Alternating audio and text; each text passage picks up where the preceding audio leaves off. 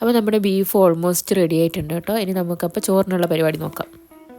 അപ്പോൾ കുക്കർ ഒന്ന് ചൂടായി വരുമ്പോഴേക്ക് അതിലേക്ക് ഞാൻ 2 സ്പൂൺ കോക്കനട്ട് ഓയിൽ ഒഴിച്ച് കൊടുത്തിട്ടുണ്ട് കേട്ടോ. വേണമെങ്കിൽ നെയ്യ് ഉണ്ടെങ്കിൽ നെയ്യ് ഒഴിച്ച് കൊടുക്കുക. നെയ്യില്ലാത്തതുകൊണ്ടാണ് ഞാൻ കോക്കനട്ട് ഓയിൽ എടുക്കുന്നത്. പിന്നെ അതിലേക്ക് ഞാൻ പട്ട ഇട്ട് കൊടുക്കുന്നുണ്ട് കേട്ടോ. ഞാൻ വേറൊരു ആവശ്യത്തിന് വേണ്ടിയിട്ട് പൊടിച്ച് വെച്ചതുണ്ടായിരുന്നു, അതുകൊണ്ടാണ് പൊടിച്ചതിട്ടത്. പൊടിക്കൊന്നും വേണ്ട, നോർമലായിട്ട് പീസാക്കിയിട്ട് ഇട്ടാൽ മതി. ബീഫ് ഉണ്ടാക്കുമ്പോൾ നമ്മൾ കുറച്ച് ഉള്ളിയും തക്കാളിയൊക്കെ എടുത്ത് വെച്ചിട്ടില്ലായിരുന്നു, അതൊന്ന് ഇട്ട് കൊടുക്കുന്നുണ്ട് കേട്ടോ. പിന്നെ അതിലേക്ക് കാഷ്നട്ട് ഇട്ട് കൊടുക്കുന്നുണ്ട്. അതൊക്കെ തികച്ചും ഓപ്ഷണലാണ് കേട്ടോ. ഉണ്ടെങ്കിൽ മാത്രം ഇട്ട് കൊടുത്താൽ മതി, അതിൻ്റെ ഒന്നും ആവശ്യമില്ല. ഞാൻ പിന്നെ ഉള്ളതുകൊണ്ട് അങ്ങ് ഇട്ട്. റൈസിലേക്ക് ഞാൻ അധികം മസാലകളൊന്നും ചേർക്കുന്നില്ല കേട്ടോ. ഒരു 1/2 സ്പൂൺ മഞ്ഞൾപ്പൊടി ഇട്ട് കൊടുത്തിട്ടുണ്ട്. പിന്നെ അതേപോലെ ഒരു 1/2 സ്പൂൺ മുളക് പൊടി. നമ്മൾ ബീഫിലേക്ക് അത്യാവശ്യം മസാലയൊക്കെ ചേർത്തിട്ടുണ്ടല്ലോ. പിന്നെ നിങ്ങൾക്ക് കുറച്ച് സ്പൈസി ആയിട്ട് വേണമെന്നെങ്കിൽ നിങ്ങൾക്ക് കുറച്ചുകൂടെ മുളക് പൊടി ആഡ് ചെയ്ത് കൊടുക്കാം കേട്ടോ. അപ്പോൾ നമ്മൾ ഇട്ട് കൊടുത്ത പൊടികളൊക്കെ ഒന്ന് എണ്ണയിൽ ചൂടായി ബീഫ് എന്തായെന്നൊന്ന് നോക്കാം. അതൊക്കെ വെന്ത് സെറ്റായിട്ടുണ്ട് കേട്ടോ. ഇനി നമുക്ക് റൈസിലേക്ക് ആവശ്യമായിട്ടുള്ളത് നമുക്ക് ഈ കുക്കറിലേക്ക് കുറച്ചെടുക്കാം. ഞാനിതിൻ്റെ ഇടയ്ക്കൊന്ന് നോക്കിയിട്ടുണ്ടായിരുന്നു കേട്ടോ വെന്തോന്ന്. അപ്പോൾ കുറച്ച് വേവ് കുറവാണെങ്കിലും കുഴപ്പമില്ല, റൈസിൻ്റെ കൂടെ കടന്ന് വെന്തോളും.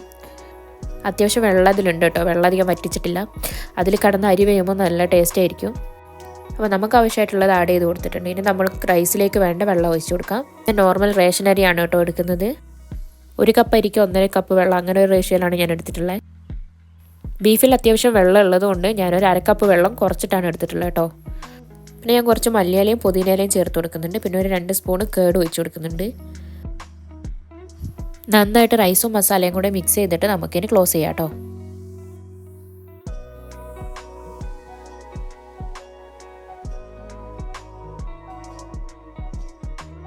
അപ്പോൾ ഒരു 3 വിസിൽ വന്നപ്പോഴേക്കും നമ്മളെ റൈസ് സെറ്റായിട്ടുണ്ട് കേട്ടോ. ഇനി നമുക്കൊന്ന് ഓപ്പൺ ചെയ്ത് നോക്കാം. അപ്പം നല്ല അടിപൊളിയായിട്ട് റെഡിയായി വന്നിട്ടുണ്ടേ.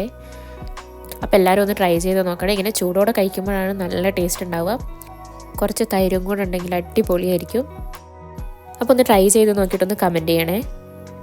അപ്പോൾ വീഡിയോ ഇഷ്ടപ്പെട്ടിട്ടുണ്ടെങ്കിൽ ലൈക്ക് ചെയ്യാനും സബ്സ്ക്രൈബ് ചെയ്യാനും. അപ്പോൾ ഇന്നത്തെ വീഡിയോ അത്രയേ ഉള്ളൂ. മറ്റൊരു വീഡിയോയിൽ കാണാം. ടാറ്റാ.